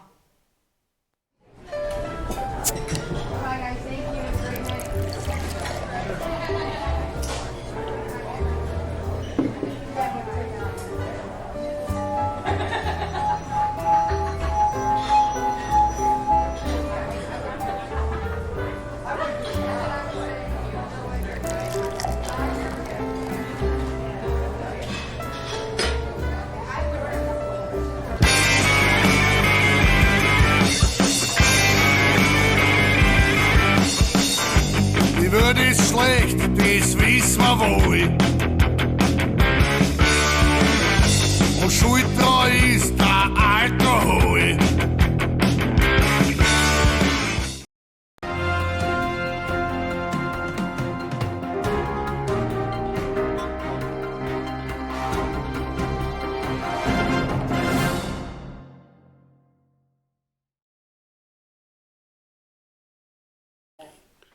Uhr 21.15 Uhr, willkommen beim Chillflash. Ich bin Ihr Anchorman. Wir kommen zum ersten Thema Politik Inland. Heinz-Christian Strache, ehemaliger Chef der Freiheitlichen Partei Österreichs, ist jetzt natürlich parteilos, wurde diese Woche mit einem Katapult aus dem Freiheitlichen Club hinausgeschossen, hat aber schon neue Pläne, die er via Instagram und Spatzenpost verbreitet hat. Herr Strache gründet eine neue Partei. Wie er schreibt, diese Partei wird eine grenzübergreifende Partei, sie wird neo-grün-rechtssoziale Partei sein. Diese Partei spricht besonders an Raucher, Freunde von Rauchern, Koalabären und sogar Frauen. Nächstes Thema die Wirtschaft. Das Lufthansa-eigene Catering-Unternehmen LSG streikt zurzeit. Dadurch hat die Lufthansa Engpässe, ihre Flüge mit Speisen zu versorgen. Jetzt gibt es eine Alternativplan in der Lufthansa. Man kann Teile des Flugzeuges während des Fluges essen. Wahlweise als Menü Rettungsweste auf Blattsalat oder Urinstein mit Seife. Bei längeren Flügen wird extra noch Knäckebrot gereicht. Guten Appetit, wir freuen uns, wenn der Streik vorbei ist. Ein bisschen was aus dem Inland. Der berühmte Journalist Hugo Portisch wurde heute mit dem Goldenen Ehrenzeichen der Republik Österreich ausgezeichnet. Der 92-jährige Geschichtslehrer der Nation war natürlich sehr geehrt darüber. Im Zuge dessen wurden auch noch weitere Preise vergeben vom Herrn Bundespräsidenten. Felix Baumgartner erhielt die goldene einzelne Hirnzelle, Johann Godenus die goldene Visitenkarte und Herbert Kickl das goldene Schaukelpferd. Am Schluss noch zum Sport. Wie man jetzt wieder sieht, immer zum Jahresende in London, in Alexandra Palace, die Darts-WM, das ist, wo man mit Pfeilen auf Tafeln schießt. Dieser Sport hat sich über die Jahre leider ein bisschen abgenutzt, wird ein bisschen fad zum Zuschauen. Jetzt eine neue Regeländerung, alle atmen auf, es wird wieder spannend. Der Verlierer jeder Partie muss in der darauffolgenden Partie seinen Rücken als Dartscheibe zur Verfügung stellen. Man erwartet sich Hitzegefechte und blutige Ausgänge. Zum Wetter, es ist winterlich heiß mit 35 Grad in den Bergen, weiter unten ein bisschen noch kälter. Ich danke Ihnen für die Aufmerksamkeit, wünsche Ihnen einen guten Lutsch. Wiederschauen, Ihr Fetzenschädel. Sie können Ihren Kaffee auf zweierlei Art süßen. Mit Zucker. Also mit 40 Kalorien. Oder mit Mutterbutter. Süßkraft. Also mit 0 Kalorien. Mein Name ist Ute Meinker. Ich bin 38 und habe 2 Kinder. Ich male leidenschaftlich gern. Aber Haushalt und Kinder lassen mir wenig Zeit dazu. Viel zu wenig. Auch zur Schönheitspflege. Da nehme ich Mutterbutter. Das ist unproblematisch, herrlich leicht, zieht schnell ein und glänzt nicht. Wirklich. Mutterbutter. Ist für mich genau richtig. Also, mir als Metzger ist es nicht wurscht, womit Sie meine Koteletts braten. Ich empfehle Ihnen Mutterbutter. Denn mit Mutterbutter. Da schmeckt Ihr Fleisch so richtig nach Fleisch und nicht nach Fett. Mutterbutter. Scheibletten sind jetzt in vielen Geschäften im Angebot. Die saftigen Toastscheibletten zum Überbacken. Zum Beispiel für heiße Früchtetoasts. Die herzhaften Holländerscheibletten zum Frühstück und zum Abendbrot. Mutterbutter. Hat die Vielfalt, die Sie sich wünschen. Ob heiß zum Überbacken oder kalt aufs Brot. Scheibletten über alles. Achten Sie beim Einkauf darauf. Scheibletten gibt es nur von Mutterbutter. Ja, es lebe der Kommerz, auch wir müssen Werbung machen, aber seien Sie sich gewiss, wir machen nur Werbung für hochwertigste Produkte. An Schaß verkaufen wir eigentlich nicht. Aus dem Hause Mutterbutter. Ja, Zeit für unseren letzten also Musikeinstieg für dieses Jahr. Und wir haben uns jetzt ein schönes Weihnachtslied herausgesucht aus dem, glaube ich, spanischen Raum. Aber es ist eher so Esperanto, ne? Ja. Also Simmeringerisch oder Esperanto. Man hört es kaum raus. Genau. Der Text ist leicht abgeändert worden, und zwar, das ist der Text, den meine Frau mir entgegengebrüllt hat, bevor ich mich entschloss, ein paar Kilo abzunehmen. Und ja, der Text ergibt sich von alleine. Bitte, Maestro, um die Begleitung. Das Abnehmlied. Ist ja urschnell. Warum bist du so blatt? Warum bist du so blatt? Warum bist du so blatt? Man braucht da Karten, wenn man um die geht. Warum bist du so blatt? Warum bist du so blatt? Man braucht ein Jauser, wenn man die umrunden will. Der Blitz soll die beim Scheißen treffen. Der Blitz soll die beim Scheißen treffen. Der Blitz soll die beim Scheißen treffen. Und die Hochwelt trifft die Kuh. Der Blitz soll die beim Scheißen treffen. Der Blitz soll die beim Scheißen treffen. Der Blitz soll die beim Scheißen treffen. Die zum Fressen auf. Ja, Dankeschön. Unser toller Hit. Wer frisst, der wird blatt. Besinnung. Wer frisst, der wird blatt. Das ist fast ein besserer Refrain, oder? Das gibt's ja schon. Wer frisst, der wird blatt. Okay. Warum bist du so blatt? Ich würde sagen, ein Weihnachtslied machen wir jetzt noch für die Zuschauer. Was gesagt worden ist? Ich habe jetzt eigentlich komplett den Chat vergessen. Tut mir leid, ich nehme schnell mein Alcatel One Touch Jesus der Hosentaschen. Es kann sich nur um Stunden handeln. Und schau, was der Chat so macht. Ich habe mich selber, scheiße, das ist schlecht. Ob da noch was geschrieben? Die gute alte Zeit. Besser als Orf, sag gut was sonst. Die Oculus. Also da geht es um die Nerd-Geschichte. Ja. Der Wolfgang Schwarz würde gern wissen, lieber Wolfgang, seit und seit. Welches D wäre es gewesen? Aber wurscht, seid ihr auch Wrestling-Fans? Wenn ja, von welchem Wrestler? Nur von einem. Junge, Big Otto, Ultimate Warrior. Du hast da wirklich ein Thema getroffen, mit dem könnte man eigentlich eine komplette Rotz schon füllen. Wir sind alle 4 eigentlich wirklich Wrestling-Fans. Die letzten 4. Und zwar so aus der goldenen Ära der 80er bis Anfang 90er. Texas Tornadoes, British Bulldogs, Greg the Hammer Valentines und ich glaube so 93, 94 war eigentlich der Golden Age of Wrestling vorbei für uns, für die meisten von uns zumindest. Wir haben uns angefangen für Mädchen zu interessieren, da war das schwitzige Männer anschauen nimmer ganz so spannend. Lieber schwitzige Weiber ausschauen. Ja, wir haben quasi direkt gewechselt von Hulk Hogan auf Samantha Fox Strip Poker. Der Duca Florenz auch schreibt, ich glaube in Bezug auf, warum bist du so blatt? Jö, ist absolut für mich geschrieben. Bitte gerne, you're welcome. Nochmal zu den Wrestlern. Die Frage war, wer waren eure Lieblingswrestler? Du musst auf Facebook schauen, haben wir letztes Halloween gefeiert. Alle waren wir verkleidet als voll den Lieblingswrestler. Ich war als einer von den Bushwackers verkleidet. Ja, Butch. Ich war Bushwacker, ja. Du warst... Ultimate Warrior. war... Best there is, the best there was, the best ever will be. The excellence of execution. Genau, er war Brett, Jim... the Hitman! Brett, the Anvil, Knight, Hard. Ja, ich habe es Gewandert gehabt vom Brett, aber ich habe ja die Statuen im Board vom Jim. Also war ich Brett, der Beides. Anvil Neidhart. Und du hast genau wie der Jim Neidhart eine Tankstelle überfallen. Ja. Ich wollte ja eigentlich aufgrund meiner Figur als Earthquake gehen, aber man denkt, wenn ich diesen Strampel ausschaue, aus wie der Humpty Dumpty. Na, die Kinder haben sich... Wie ein Ei, wo vier ausgewachsen. Die Kinder hatten ja Angst, darum hat er wieder ausziehen müssen. Den ziehen wir aber dann beim Konzert einmal an vielleicht. Der Patrick meint The Rock.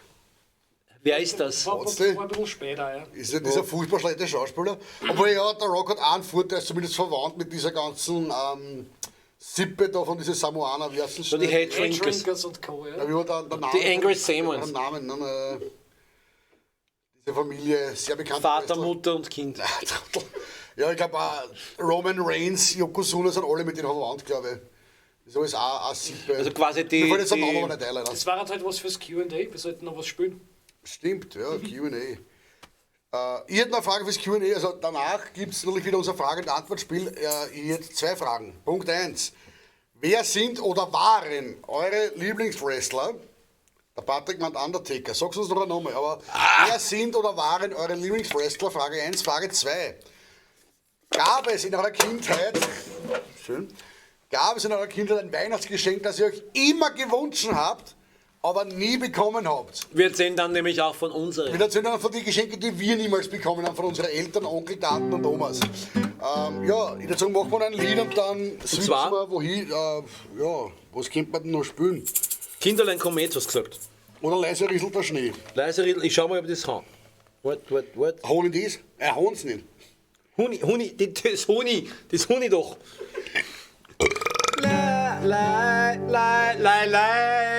Also, zum Jahresabschluss. Liebe Burmelan, leise rieselt der Schnee, oben in Villachtal, oben.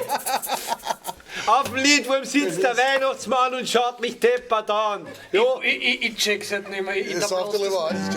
Es ist so schön, wenn man selber probiert nicht zu lachen und dann in die Kamera mal sieht, wie er mit hochrotem Schädel da hinten sich noch mehr anhat. Und probiert, dass er kein Geräusch macht. Das ist so lieb, es ist lieb, dass er es probiert. Es ist so lieb, dass du es aus dem Mund bekommen, dass du es reinbringst. Also, leise rieselt der Schnee in der Version 2019. Bitteschön. Leise rieselt der Schnee in der Nase vom HC. Er haut sich's rein in Ibiza. Freue dich's, Katerl ist da. Kuckuck. Bald ist Oligach-Nacht, bis die Glock richtig kracht. Zack, zack, zack. Feierlich kennt die Nas. Ich hab gekokst, das war kein Spaß. Jetzt wird mir auch nichts mehr. Wir Partei. Genau. Oder geh an Verein. Wo bist du? Der Rechnungshof, der kriegt nix mit. So wie der Jörg uns das damals gezeigt hat in Knittelfeld, oder wo war das in? Also genau mit diesem Mega-Reim beenden wir unser heutiges Live-Set. Dankeschön. Okay, also Zacharias Rumpf hat es wieder mal geschafft. Ups, he did it again. Na, alles gut, Lampe funktioniert noch. Da schießen Sie nicht auf den Kamera. Entschuldigung, er blutet ein bisschen, aber nicht so schlimm. Ja, wir haben Kinderpflaster dabei. Ein bisschen Eis drauf, der Knochen, was da ausschaut, der vergeht wieder. Und wie gesagt, ihr seht jetzt noch unser Video, wir haben es vorher schon live gespielt, aber jetzt in Videoform. Unser feierlicher Ausflug zum Christkindlmarkt. So wie es gehört eigentlich. Am Rathausplatz. Rotzpippen, legt's mir doch in den Arsch mit einem Weihnachtsfest und danach wollen wir wissen, wer sind oder waren eure Lieblingswrestler und was waren die Geschenke, die ihr nie zu Weihnachten bekommen habt. Viel Spaß!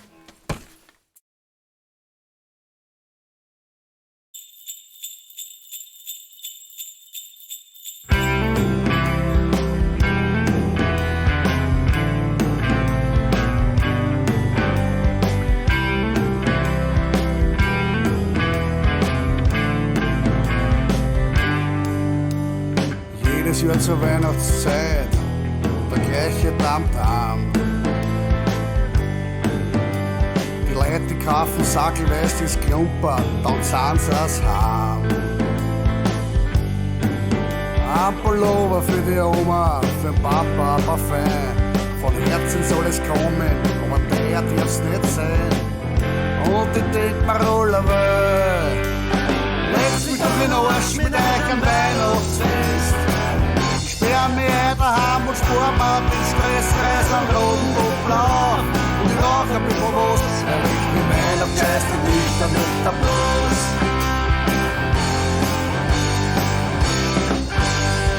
Gleich aufs Zentrum sitzt ein blauer Typ mit einem weißen Bart.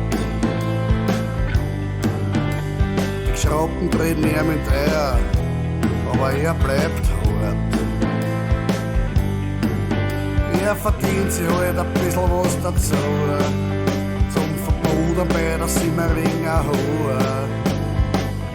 Und ich denk mir nur, leckt's mich doch in den Arsch mit euch am Weihnachtsfest. Sperr mich ein daheim und spar mir den Stressreis am Roten und Blau. Und rauch ein bisschen was, weil ich bin Weihnachtsscheiß, dann bist du nicht der Bloß.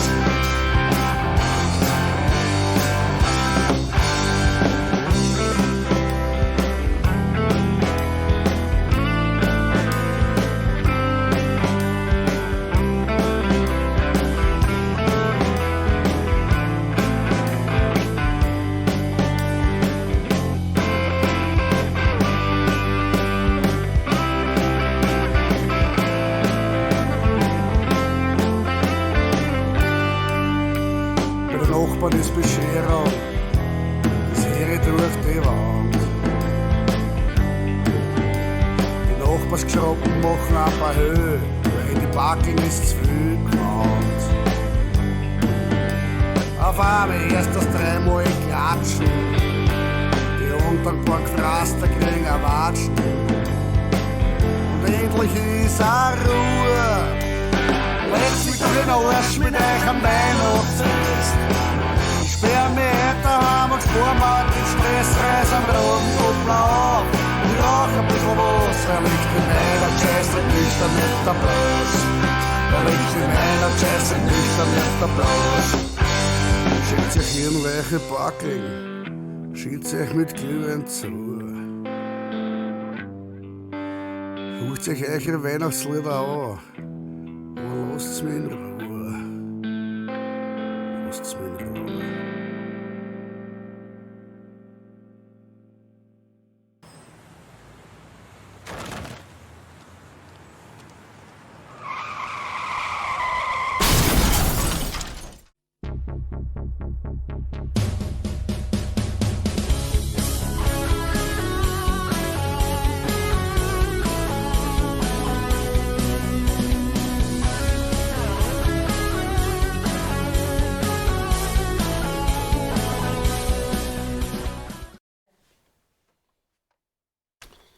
Was kann man noch zu diesem Lied sagen? Lumpel sind dann ja bitte gut. Und ja, wie gesagt, wir hoffen, dass möglichst viele Leute dieses Lied am Heiligen Abend zu Hause zum Besten geben, um die Tante Hertha und die Oma zu verschrecken oder beglücken. Ja, Q&A. Wir haben vorher gefragt, wer waren oder sind eure Lieblingswrestler. Also ich habe da gesehen, Undertaker, The Rock. The Rock, also mein Lieblingswrestler war eigentlich anfangs schon dieser Ultimate Warrior-Typ. Dann haben sie aber gestanzt, weil er sich ja, glaube ich, Aufputschmittel für Pferde und Kühe eingeschmissen hat.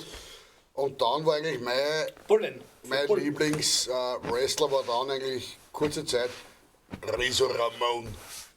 Razor Ramon. The bad guy. Machismo. Lo siento, Chico. Ich habe beim Segen gehabt. Ja, der war so. Ich habe viele Lieblinge gehabt. Ich mochte gern den Jake the Snake Roberts und den $1 Million Man habe ich geliebt. Aber nur wegen diesem depperten Lied. Money, money, money, money, money. Und er hasst mich seit vor einem halben Jahr vorne, dass ich zu Hause ein Foto gemeinsam mit Jake the Snake Roberts habe. Ja. Weil ich ihn in der Stadtteil damals gesehen habe mit, glaube ich, 11 Jahren oder was ich war. Und seitdem hasst er mich. Und er hatte die Schlange mit, Damien.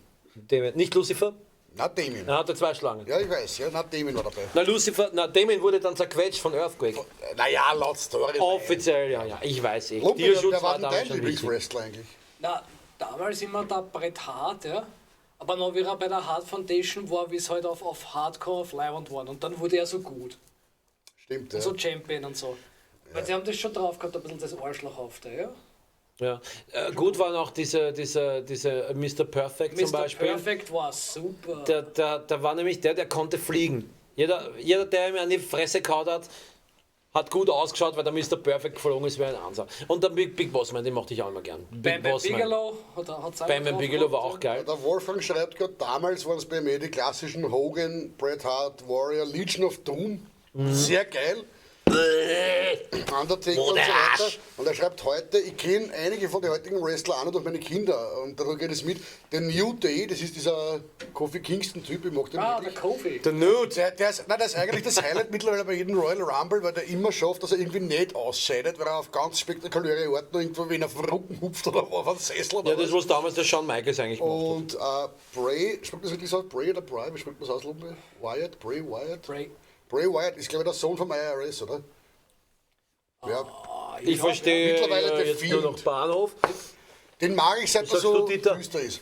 Da hat es auch geschrieben, Warlord. Oh, Warlord! Patrick Spar, danke für diesen Input. Ich habe ganz vergessen, meinen eigentlichen Liebling, leider schon verstorben, Bam Bam Bigelow. Danke, Patrick. Den hat er erwähnt. Ein Typ mit 160 Kilo, der sich so bewegen kann, ist zu bewundern. Danke, Patrick. Und Herr Hotz, den Warlord habe ich mal getroffen. Ich habe ein Autogramm von ihm gekriegt, der war am Heumarkt. Am Ende seiner Karriere hat er dann nämlich schon am Heumarkt gekämpft. Ja. Macht nichts. Aber ich habe ein Autogramm gekriegt. Der Gerhard Meyerhofer meint oder fragt, ob das Rauchverbot auch im Internet gilt. Weil der Ja. da nicht anzieht. Ja. Gerhard, für dumme Fragen gibt es natürlich ein Zigarettel für mich. Wir sind kein öffentliches Lokal, weil es lädt sich eh nicht einer dran zu uns. Ja, aber was ist mit dem was haben wir nicht schick? Hat das Christkindl geholt. Ja, nein, das sind so die Momente, da hätte ich mir wünschen, dass ich auch rauche. Und er stellt sogar weg. Eine weitere Frage an euch war, die wir gerne von euch wissen würden, was waren die Geschenke, die ihr euch immer vom Christkindl gewünscht habt, aber nie bekommen habt? Zum Beispiel. Weil es zum Beispiel bei uns wurde. Ja, schreibt uns bitte, was waren die Geschenke, die ihr euch sehnlich Hast du noch gar gewünscht nicht was geschrieben, oder was? Nein, da warte ich noch drauf. Das hat Solution. Was ist ich bei mein, dir? Wir haben Beispiele gehabt wie diese Blockflöte. Die steht auf Platz 2 jetzt. Ja, der Friedhof hat immer ein Häusl gekriegt. Aber was hast du gekriegt? Oder was hast du nicht gekriegt? Was habe ich nicht gekriegt? Ich habe nicht gekriegt, noch immer nicht mein Ferrari. Den wünsche ich mir von meiner Alten seit 20 Jahren. Die sagt immer ja. Aber jetzt eher so ja. Kinderzeit. Die Renate in der Kinderzeit. Ja, da war es ein Lamborghini. Ja. Genau. Da, ich wollte ein Klavier, das habe ich nicht gekriegt. Die Standardausrede von meinen Erziehungsberechtigten war, nein, glaube ich, das kostet alles ein Schilling. Und dann habe ich nichts gekriegt. Oder einen Schatz gekriegt. Was halt beim Quelleversand geschickt haben, ohne dass die Rechnung getestet haben. War das nicht bei Donnerland? Nein, das hat es damals, damals schon gegeben. Nein, wir haben noch bestellt beim Quelle, beim Universal, beim Kastner Oehler. Ja. Wir waren eine Kastner Oehler Familie. Wie schaut es bei dir aus, Lampe? Was hast du nie gekriegt oder immer gewünscht? Nein, es ist irgendwie, es gibt eine lustige Story eigentlich. Ich wollte unbedingt haben so einen kleinen Autocomputer, das war so ein blöder Bildschirm, ja, wo du dort einschaust und dann fährst und dann Benzin la und dann fängst du von vorne an. Ja. Die gestopften Kinder haben das die alle gehabt. Das haben wir unbedingt gewünscht, aus irgendeinem Grund, zu Weihnachten. Ja. Hab das gekriegt und mein Brüderlein hat gekriegt ein Yamaha Keyboard. Ja. Das Spannende an der Geschichte ist, ja, er ist Fahrer geworden und du Musiker. Genau, also dass er weit mehr für Autos interessiert als ich und ich bin eigentlich Musiker und er nicht. Ja. Das ist eigentlich das, was mir am meisten bieten geblieben ist. Ja. Und was mir schon früher am Arsch gegangen ist, weil ich mir gedacht habe, ich sehe schon an der Verpackung, da ist ein Gewand drin. Du kannst da nicht kein Gewand schenken. Es ist so wach, ja. Du siehst schon dieses wenn du den Klick gehabt hast, was ein Kopf andere Kinder waren froh, wenn sie einen roten Pullover gekriegt hätten. Ja. Ja, aber der kratzt. Undankbares Arschloch. In meinem Fall, oder ich lese es vor, der Flo hat vorgeschrieben, er hat sich immer eine Gitarre gewünscht, hat aber ein Schlagzeug bekommen und er meint, seine Eltern haben scheinbar geglaubt, dass das Steppert ist. Lieber Friedhof, falls du zuschaust, das ist ein Statement. Ne? Aber Flo, ich spüre deinen Schmerz. Ich hätte alle eine Gitarre, so ein Schlagzeug gehabt. Aber ja, es ist ja nicht mehr ausgegangen. Brüder im Geiste. Ne? Der Hotz schreibt, was er nie bekommen hat, war Eternia. Das ist das. He-Man, oder? Nein, Eternia ist das Königreich in He-Man. Ja? Ja. Wo das ist das ganze Königreich. Du gierige Sau. Ja, ich hab in die ganzen Jahre eine Himmelfigur gehabt und das war der Mossman. Ja, also, Entschuldigung, das Geschissenste, was es im ganzen Imperium nicht gibt, Mossman, den habe ich gekriegt. Ja. Dann nehme ich lieber einen Orca, ja. um Gottes Willen. Wünsche ich mir die Battlecat. Ne? Der Wolfgang schreibt, er hat nie gekriegt eine Eintrittskarten für Wrestling schon in Amerika. Ich war nicht in Amerika, ich war in der Stadthalle. Aber ja, ich war am Heimarkt.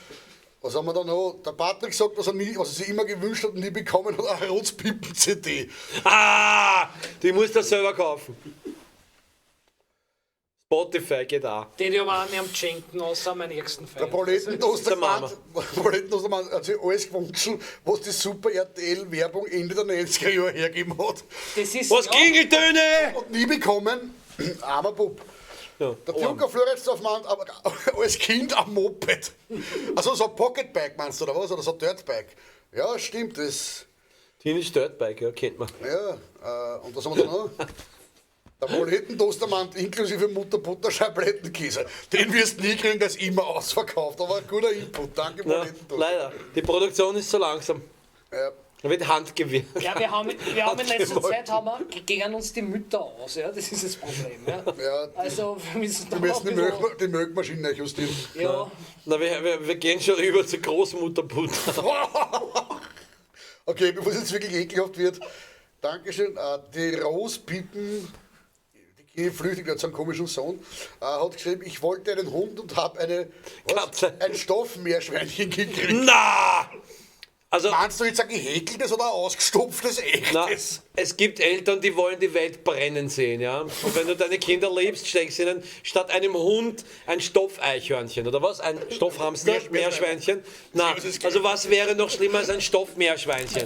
Ein Stoffregenwurm, ja, okay, der ginge noch. Aber ein Stoffmeerschweinchen, liebe Eltern von Rospippen, pfui, gack, nein, nein, sitz, kusch, ja. Okay. Nicht nett. Also, und sollten jetzt Leute zuschauen, die noch nicht wissen, was sie den Kindern schenken sollen, das war nicht sicher. Das andere, immer das andere. Dabei, also wie gesagt, Scheiblettenkäse von Mutterbutter, ein Moped oder auch ein Rotzpippen-CD oder eine Karten für eine Wrestling-Show in Amerika. Es ist noch nicht so spät, ich habe so 5 Tage Zeit, also der Rotzshop hat offen, 0 bis 24 Der Amazon hat alles und schickt es auch noch gar. Das kommt mit der Drohne in den Garten, geht schon. Und ich glaube, damit ist eigentlich schon viel. Das waren schöne Schlussworte, Drohnengarten, Amazon. Ich möchte jetzt so eine Gelegenheit kurz nutzen, auch im Namen meiner Kollegen, weil sie wieder so besoffen sind. Nein, wir sind dabei. Bei euch zu bedanken für ein schönes Jahr 2019. Es waren geile Konzerte, es war eine saugeile Rotzshow. Wir haben das heuer erst begonnen, wenn das aber natürlich weiterführen. Hoffentlich kommt der Friedhof wieder mal zurück. Wir sind uns nicht ganz sicher, ob er nicht bei den Ladyboys Bicken bleibt. Als Zuhörer oder Darsteller, man weiß es nicht. Ja? Bevor wir euch jetzt rausschmeißen, endgültig, würde ich sagen, wir holen uns jetzt noch kurz einmal unsere 2 Helferleins her. Da ist nämlich zum einen unsere Regisseurin, die Betzinger, und da hinten unser Kameramann, der Karl. Kommt zu mir her da. Auf die Couch, gleich, oder? Ihr aufstehen. Nein, die sind auf die Couch. Alle müssen aufstehen. Ja, aber wenn wir stehen, ist keiner mehr im Bild. Achso, da müssen wir sich hinsetzen, okay. Da müssen wir sich hinsetzen. Also alle machen Sitz. Komm. Also da ist die Betzinger, da ist der Karl. Und ich würde sagen, Getränk in die Hand, Spritze in die Hand. Und jetzt singen wir Stillliche Nacht, herrliche Nacht. Frohe Weihnachten! Einsam wach, urgeschissen, keiner kennt den Text. Und bald sie liegt schon wieder. Frohe Weihnachten und einen guten Rutsch! Führt euch eure Rutschbinden bis 2019! Das Bett.